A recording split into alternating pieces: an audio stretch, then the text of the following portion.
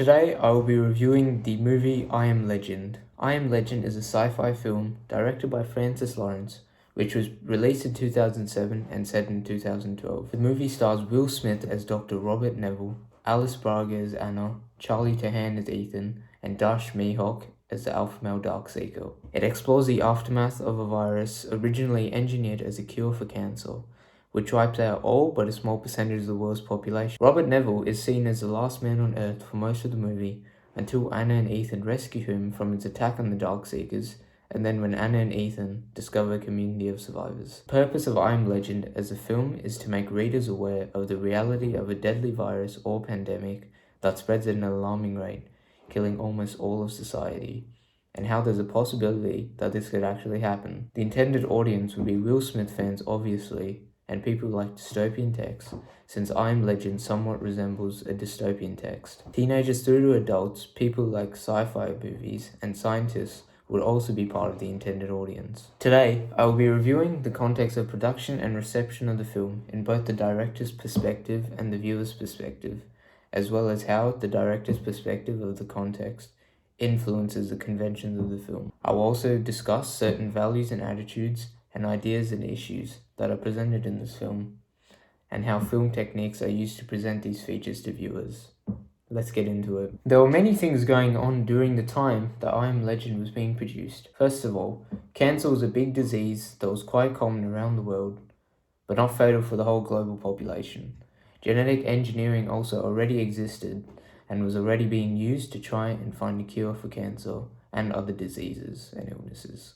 Watching this in 2020, myself, along with other viewers, are able to understand that cancer is still common around the world, even worse than back in 2007, and no cure has fully been developed. Some viewers also understand that genetic engineering still exists in 2020, and is still used to try and develop cures for many diseases, such as cancer.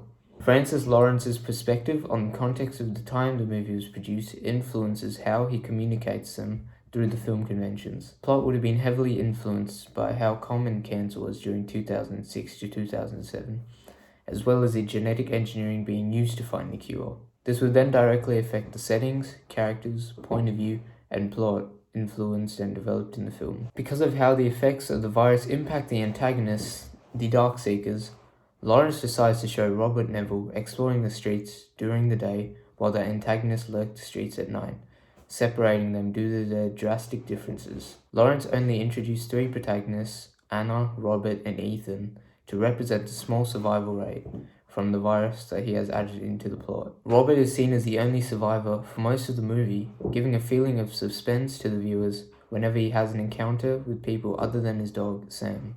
The point of view is obviously in third person, but it feels like first person in many scenes because of the use of specific film techniques, as well as because viewers would relate more and feel more connected to the normal people, Robert, Anna, and Ethan. The setting is quite important as it is set in New York City. The context of New York City during 2007 was that it was a first world city, and also that it had a population of nearly 8 million, which is obviously increased by 2020, which viewers would relate to. This is probably why Francis Lawrence might have chosen as a setting, believing that the virus kills off almost all population, making central New York look like a wasteland while Robert explores it.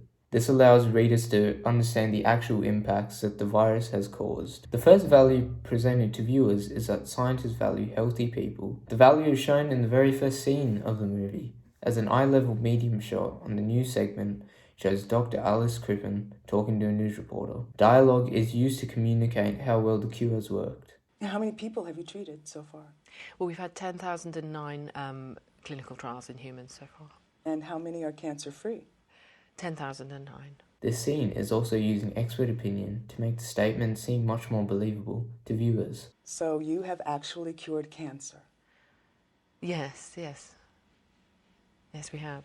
The use of the news segment symbolizes communication of the new cure for cancer to people who will watch news within the US as well as globally, so that it is well known that there is a cure. Another value is presented to viewers through the use of long shot and extreme close-up. A community valuing life is shown at the end of the movie, as a long shot captures the gated community, symbolizing the protection of the humans from the outside. And at age 52. world. The extreme close-up shows Anna handing the blood sample containing the cure to someone from within the community. On September 9th, 2012, at approximately 8:49 p.m., he discovered that cure, symbolizing material possession and the importance of the cure because of how it can be used to battle against the actual Crippen virus, retaining all human life. Positive attitude shown towards the Darkseekers during the end scene in Robert's lab is presented to viewers.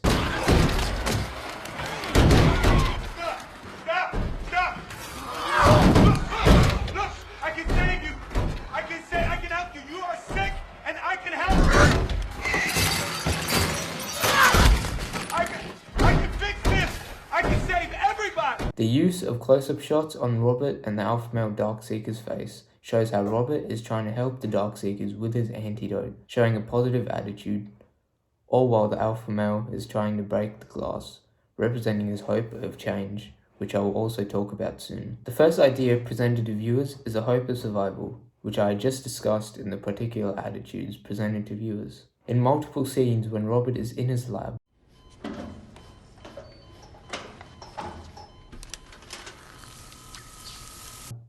medium shots and dialogue show how Robert tirelessly works every day in his lab trying to find a cure for the virus. This shows viewers how Robert has hope that he can change the virus and ultimately cure it, keeping the remaining humans alive. This also represents hard work so that he can eventually reach his end goal. The second idea is the loss of faith in God or existence of God in the future. During the scene when Will Smith tells Anna that God isn't real, there is no God. There is no God. close-up shots and dialogue allow viewers to understand that Robert's beliefs of religion have obviously been altered because of how life has been impacted and changed because of the Crippen virus outbreak. This is a strong idea that viewers are presented with and might relate to for a future time. The last idea that I believe is important is obvious, and it is genetic engineering gone wrong. Viewers' context, understanding that genetic engineering is actually occurring to try and find a cure for cancer, is the driving force for the plot of this movie. Viewers who have this context understand why this idea is important, because the actual outcome of this engineering became the opposite of the intended outcome in the film. Juxtaposition between the news segment at the beginning of the film and the very next scene, which zooms out into a high-angle, extreme long shot, shows how instead of curing cancer with this genetically modified retrofitted measles for a lot of the population, as Dr. Crippen had promised, it instead evolved the measles back into a different virus. Yes, we have.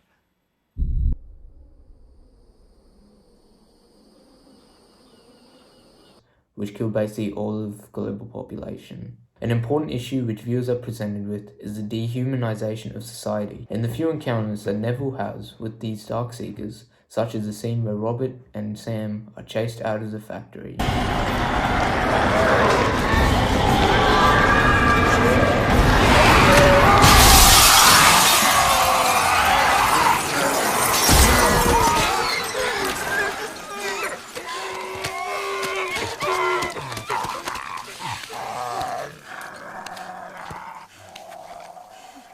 Close-up shots and medium shots are used to convey facial expressions and behaviors that the Darkseekers portray. This is obviously due to them being dehumanized by the Crippen virus. Viewers are able to see that these other people, known as the Darkseekers, do not act like normal humans, such as Robert Neville, of course, who was the only normal human left in New York City until he was rescued.